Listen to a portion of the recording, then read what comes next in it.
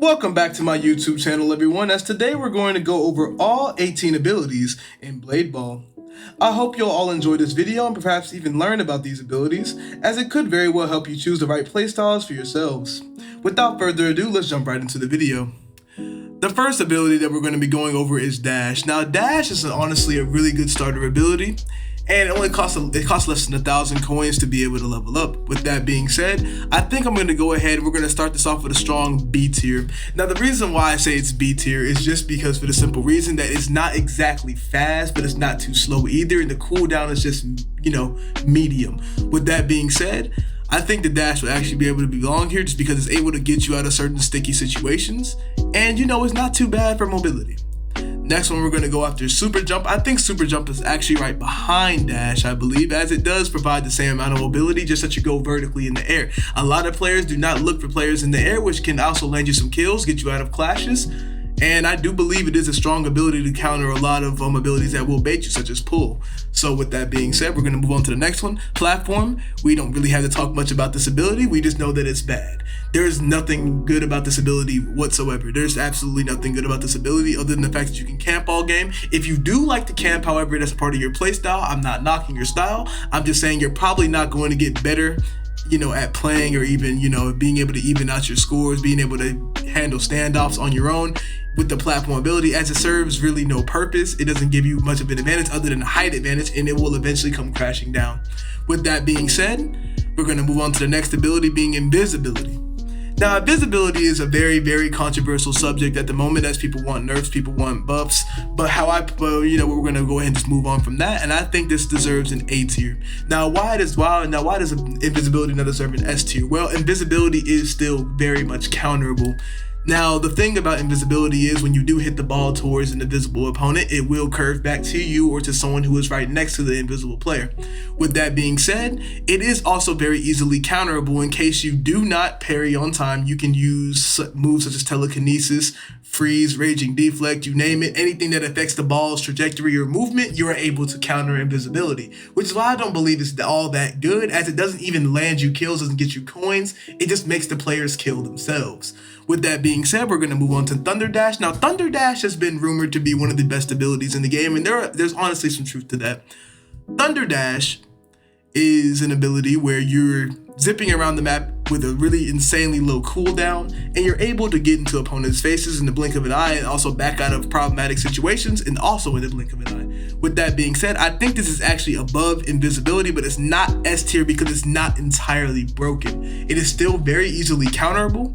However, it will catch opponents off guard, and it does provide much more mobility than Dash, as it does have a shorter cooldown, and it is faster than Dash.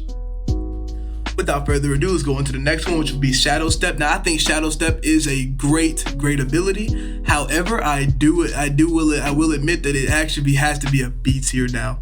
It used to be A tier back in the old days of Blade Ball, where everybody was actually, pretty bad at the game. But now a lot of people have adapted. Shadow Step isn't really up there anymore, especially since now there are more abilities that also carry your movement. Even though Shadow Step is a good ability to use, the cooldown is kind of bringing it down right now. It's not so much the speed, it's not so much the longevity of the move, it is more or less just the cooldown of how many times you can activate it, which makes this move a really high B tier. With that being said, Force Field is now going to be next, as I will also label this a solid either really low A tier or B tier. I'm not sure where to put this yet. I think, to not make anybody too mad, I think I'm going to go ahead and put this very low A tier for right now. And the reason why I say that is because it counters literally everything. Any ball that comes at you fast, you just popped it, you pop the ability, and it immediately parries back. The only reason why I say it's a little bit worse than invisibility, or it could be even better than invisibility actually, now that I'm thinking about it, because Force Field can actually land you kills. And it is actually used in clashes, and it can also be used in standoff. So with that being said, I actually think that it's better than invisibility when you do think about it, because Force Field is actually, you're much more active in the game. It's not like you're just sitting there and you're waiting for your ability to wear off. You're actually engaging in the game, and you are still a threat to a player when you have your Force Field up. So with that being said, I do believe that Force Field is actually a solid A tier, now that I think about it. Raging Deflect, you already know that is going to be 100% an A tier. Now above Thunder Dash as well, and here's why I say it's above Thunder Dash.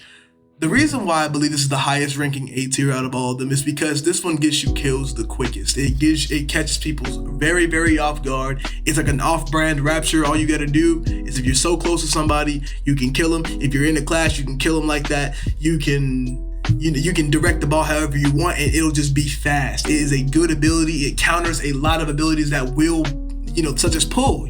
Pull is an ability where, they're trying to bait your block, but if you end up falling for it, you have Raging Deflect to save you. So with that being said, now Force Field can do the same thing. Thunder Dash can do the same thing to some degree depending on how fast the ball is going. But overall, I do believe that Raging Deflect is just a monster when it comes to parrying. It's a monster when it comes to defensive things, but it's also not broken, which is why it's not S tier. Now, I'm really deciding on whether or not I should move this up just for that reason, because Thunder Dash isn't exactly a defensive move and it can't get you out of a lot of situations, but Force Field actually can. So I think I'm actually going to put Force Field here now, because Thunder Dash, while it is an A tier move, it doesn't seem to have the defensive qualities as Force Field as well as offensive qualities as Force Field. With that being said, we're going to move on to Telekinesis. Now, Telekinesis, I will admit, this does need a buff. For a 5,000 coin move, this needs a buff ASAP. There is no doubt about it. There's no doubt in my mind that there needs to be a buff for this move. So right now, I'm going to have to put this at a very low D tier. Now, here's why I say it's D tier. D tier because everybody can parry this move. It is not hard to time it. It's not hard to, it's not hard to look at the ball for 3 seconds and time it. Now, there are some people who will use double telekinesis and change the target last second and it'll go after you, but that requires 2 people, and the person who did it last will get the kill. Even still, it might get time because you were looking at the ball all this time anyway. Sorry for the stutter. With that being said, Telekinesis is just too much. It's just too. How could I put this? It's too easily counterable for any player. It's not. You shouldn't use this in ranked. You shouldn't use this in pro servers. You should only use this in bot lobbies when you want to take control of the ball more. But even that ability, even that part has been taken out because you can now target yourself with Telekinesis, which broke it down even further, because now you can kill yourself with your own move. So it just makes it even harder for noobs to be able to use, which is why I think it should be D tier. Rapture, we already know, automatic S tier. Here is why Rapture is an S tier and why Raging Deflect is not. Rapture actually makes a player stunned for a second. It actually stuns them. I'm not saying it literally stuns them. I'm saying it mentally stuns them. Because when it happens faster than Raging Deflect happens, and it seems like it's faster because the arc in the air makes you focus on the ball a lot more, but for some reason you don't want to hit it. And usually most of the time it just comes out of nowhere, and it's just so fast, it just changes the ball speed so drastically you wouldn't even expect it. With that being said, Rapture gives people a whole bunch of free kills. Even the best players I've played with have fallen for Rapture just because it's Rapture. Like they die to it so quick because it happens out of nowhere. And Raging Deflect doesn't catch people off guard as much as Rapture does. Rapture is just a very, very highly aggressive move, and it can also defend you just as well as fire back at a vicious attack. And I honestly believe that Rapture is way better than Raging Deflect as far as I'm concerned. With that being said, we're going to move on to Freeze. Freeze, I'm not going to lie, I don't know where to put this move because it's very subjective. There are a lot of uses for Freeze, such as stopping the ball. There are a lot of uses for Freeze that are, used for mistargeting opponents while they're behind you, and you unshift lock and you can target them behind you. There are a lot of different tricks you can use for Freeze, but I think that Freeze would be right below Shadow Step or right in front of Shadow Step. Either one of the two. It's in the B tier somewhere. It's in the B tier somewhere. But the reason why this is in the B tier somewhere, I'm still deciding. Let me see. Shadow Step seems to be. I would say it's a little bit worse than Shadow Step. But the reason why I say that Freeze is an ability that is only B tier is because it's only good at doing one thing, and that's just being defensive. Now it can, like I said, it has been used to be offensive before, but it doesn't catch people off guard that often. Unless like I said, you're in a bot lobby and they're not expecting the ball to come towards them, and you do the no shift lock thing, and you target them with your cursor and you shoot it at them. And even still, that only works if the ball was high speed to begin with. So again, it's really dependent on the ball speed, and it's really dependent on when the owners stopped the ball originally, which is why Freeze was like a low B, is a pretty mid B tier to me. because I've never seen anybody really die to freeze. They've only been caught off guard. They had to react really quick, and it's a bit annoying to play against. But other than that, I don't think that freeze poses much of a problem in the competitive field, as well as the pro field, as well as the newbie field, which is why I think it's a B tier. Moving on, we got Infinity. Get your ass up here immediately. There's no doubt in my mind now. I have played ranked. I played against a couple of Infinity users. This is probably the most annoying ability in the game so far, because they can sit there and look at you. All they have to do is sit there and look at you and watch you struggle. That's all they have to do. And as soon as you parry and you don't have an ability like Rapture or Raging Deflect or Force Field to cover you, you're dead. Unless you parry, unless you're a god of reaction time and you time the ball back. But even still, if you knock it back to them and their Infinity's still on, they can hold on to it even more. And then just hit it back to you or whatever. So you have to time them twice, maybe even 3 times, depending on how many times they knock it back to you. So either way, you can't kill somebody while the Infinity is active. You literally cannot kill them. It makes them immortal. And it can knock the ball back at you at the exact same speed or even faster than what it was initially. So with that being said, Infinity is the best ability in the game. No, by no means, it is the best ability in the game, and I truly do believe that y'all should probably, the people who do have it, I'm really happy for you. You just spun it and you got really lucky. But for the people who bought it and you need to use this to get rank, a lot of people don't like you. I'm just gonna let you know. Okay, phase bypass. Next one, basically Shadow Step, but arguably worse or better. Now, I don't know. This is also a B tier ability, but we don't know exactly where to put it, actually. We don't know really where to put it. Like I said, a lot of these abilities are very, very, very close. It's very hard to trust it, but here's what I'll do. I'll probably put Phase Bypass in front of Shadow Step. Now, here's why I'll do that. Phase Bypass is actually slightly faster than Shadow Step, as well as it teleports you like a waypoint.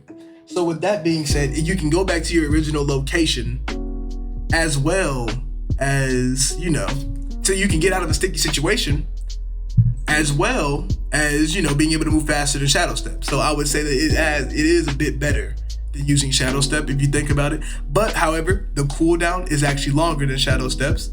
So that's the only con about it. But other than that, it outclasses Shadow Step in pretty much any other way, because Shadow Step, you can't really get out of situations. You can sometimes, but most of the time you will fail. I haven't really had a problem like that, but some people would. So I have battled a lot of people where they try to clash with me with Shadow Step. They would usually die because they're going too fast. They don't know how to control the distance, or they just end up out-timing themselves and they die. So it's that simple. Phase Bypass, you can potentially get out of that sticky situation, and even if they are targeting you in the standoff, you can at least go back to the original location and you can parry the ball from a safer distance. Does that make sense? Moving on to Pull. Everybody thinks this move is S tier.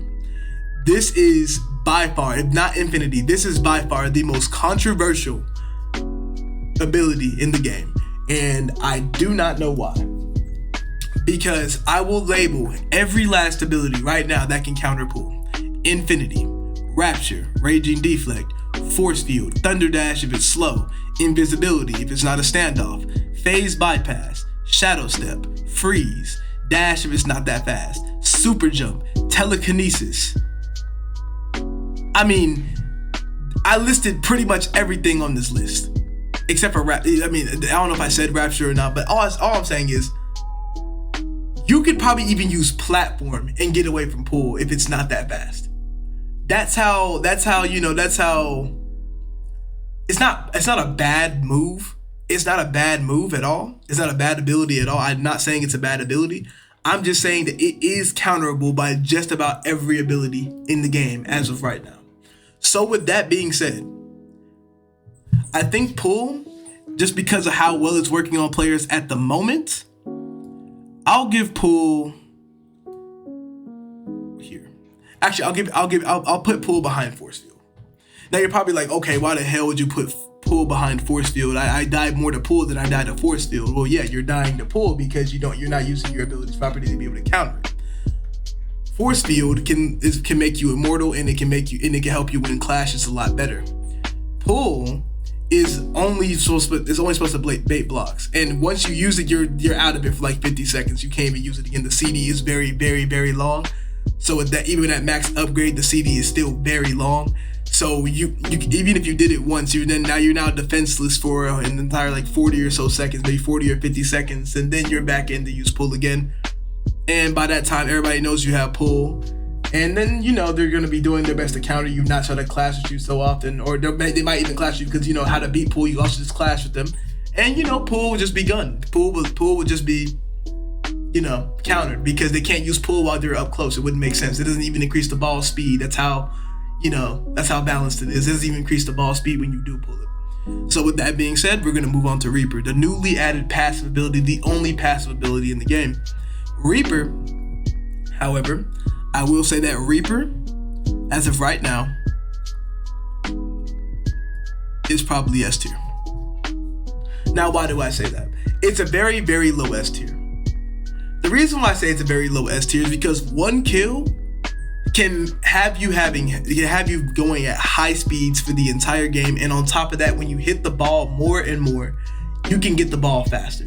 So you have the ability to make the ball faster on every hit by a margin as opposed to a normal player, as well as having movement speed that can stack as you kill more players.